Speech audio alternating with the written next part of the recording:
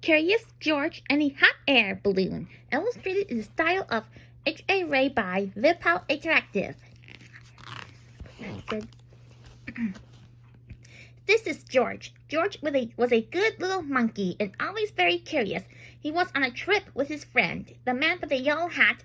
It was the end of their vacation, and they wanted to make just 2 more stops. They were in South Dakota, so, of course, they went to see Mount Rushmore. George had never seen anything like it. These are the faces of 4 great presidents, a tour guide said. George Washington, Thomas Jefferson, Theodore Roosevelt, and Abraham Lincoln. President. Look, said a girl. There's something crawling on George Washington's head. The tour guide explained that some workers were making repairs to the faces. George watched the workers. Then he saw a helicopter fly by. It was taking tourists for a close-up look. George thought that would be fun. Maybe we can take a ride later, the man said.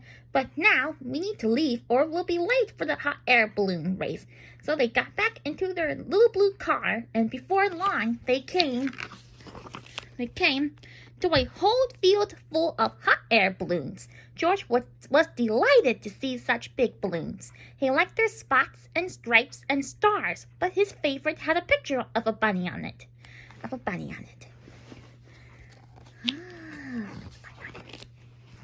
One balloon was not yet up in the air. Its owner was hurrying to fill. It was a newspaper reporter. One balloon was not yet up in the air.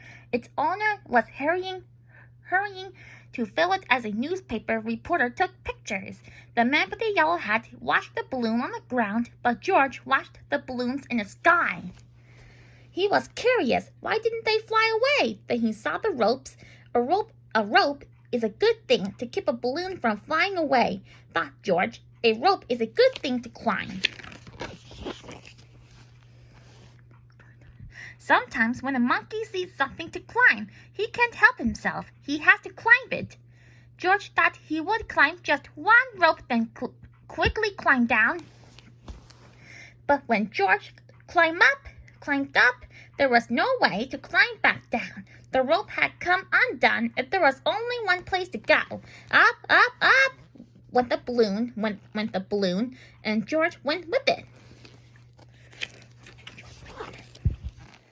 George flew higher and higher, and the people below grew smaller and smaller. The man with the yellow hat was tiny.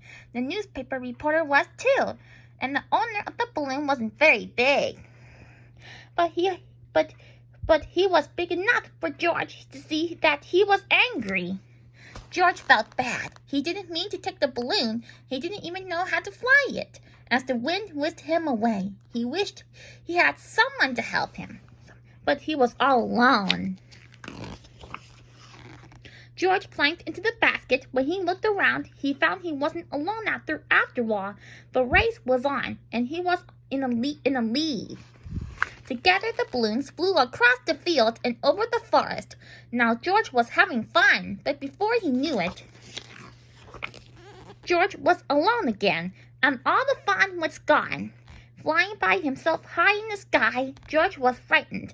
How would he ever get down? He wondered. Oh, if only he hadn't climbed that rope. Suddenly, the wind changed, and George saw something familiar. He was excited. Someone was sure to help him now. In fact, there was someone right in front of him.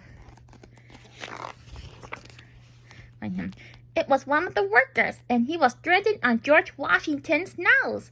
George was so happy to see the worker, he didn't notice how happy the worker was to see him. Slowly, the balloon floated closer. Would it come close enough? It did.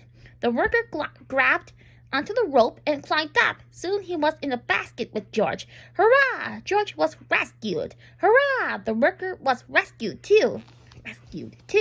They sailed up over George Washington's head and landed safely in a tree. Soon a whole crowd came to rescue them both.